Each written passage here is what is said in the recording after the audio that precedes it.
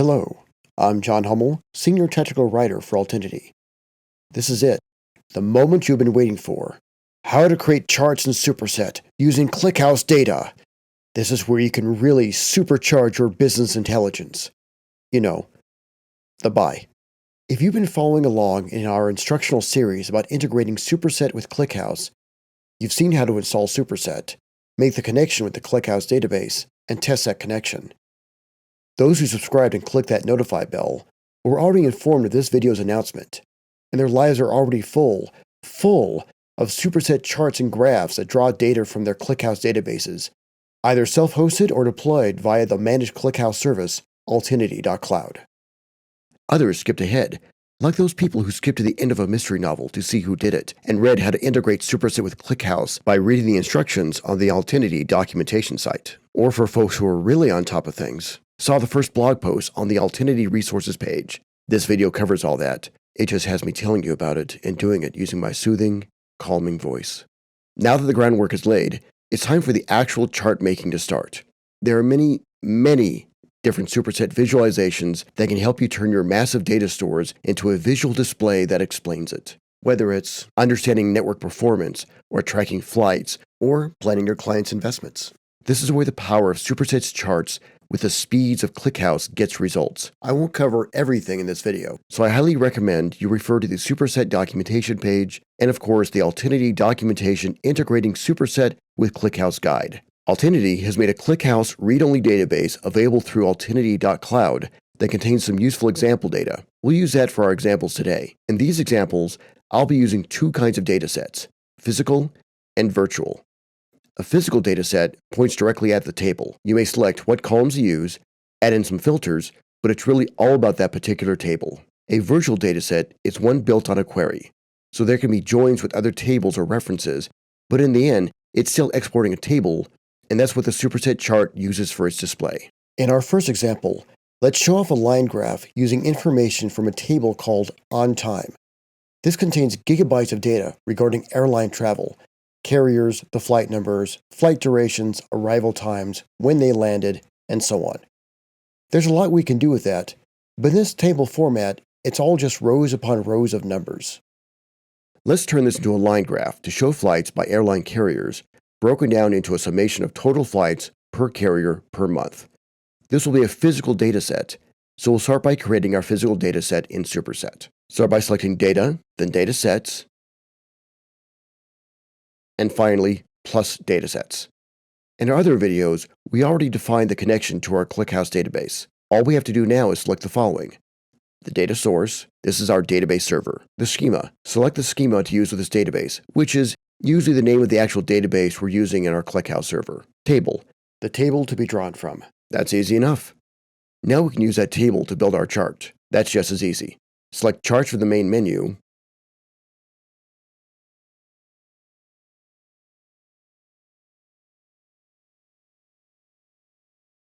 then plus chart to tell Superset we really do want a new chart. Then we select our dataset. We just defined that about, 5 seconds ago. Then we select the visualization to use. Let's start with the table just to show off the data we have so far. Click Create New Chart.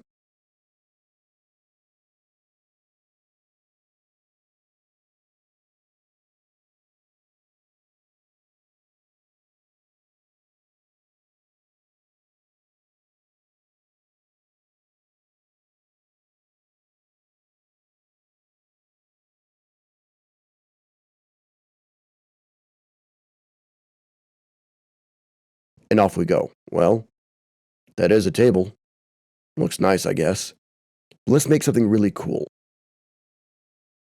I'm going to change this visualization type into a time series chart. And since we're talking time, we need to tell it what to measure. So let's try tracking the flight date in monthly increments through the time grain setting and measure it for the previous year. And finally, let's group it by carrier.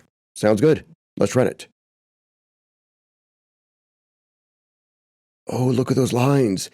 All grouped by carrier. We can hover over, we can change it from a monthly breakdown to a weekly breakdown, we can change the date range, we can turn these rows of table information to something you can show people to explain what's really going on.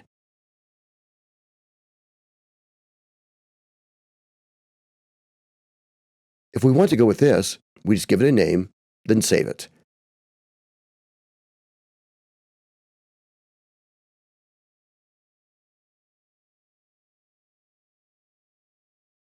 We can either add it to an existing dashboard or create a new one. I'll make one called Airlines. Then we can bring it up whenever we want. With that done, let's tackle building a chart from a virtual dataset. I mentioned before, these are built from queries, so we start with the one that joins together different information. We're going to select the flight data and group them by the origin, date, and destination, along with their geographical data. This flight data uses table joins to match this information with data from the table airports. So two tables, airports and on time, join together to form one virtual table. Let's discuss the steps that we'll use to do this. From the top menu, select Plus, and then SQL Query. As we did with our other dataset, select the database, the schema, and the table. This time, we're going to leave it blank, since we're going to be building it from a query. In the query field, enter the query that we're going to use, and then select Run to verify the results. Let's go over this query just a moment. This is being joined from other information from another table called Airports. So two tables, Airport and On Time, join together to form one virtual table. Everything looks good? Great. Select Save or Save As to save the query in the SQL lab.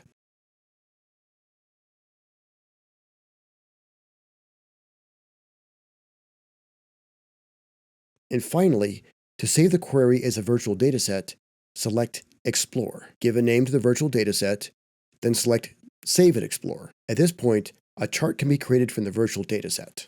What can we do with this? Let's chart it out on a map. We'll use a visualization type called dec.glarc, which correlates latitude and longitude with map information. This does require you have an account and an API token with a company like Mapbox.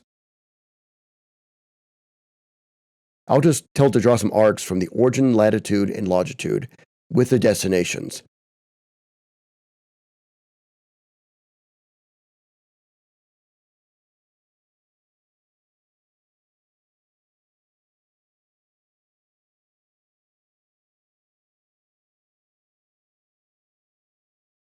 And I'll filter it by San Francisco. I want to see all the flights that originated from San Francisco Airport. Run it, and now we have this cool interactive map showing these flights.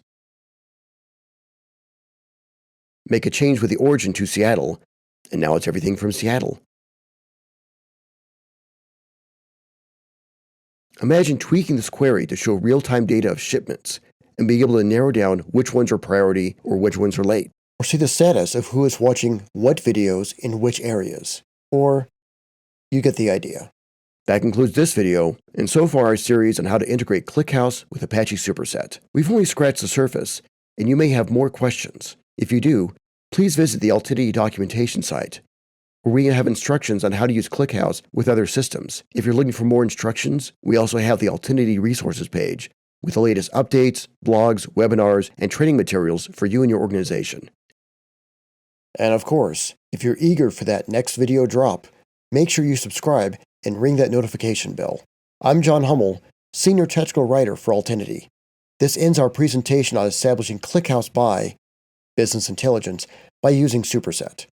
May your flights always be smooth, and may you get the window seat. Unless you prefer the aisle seat. Until next time, happy coding.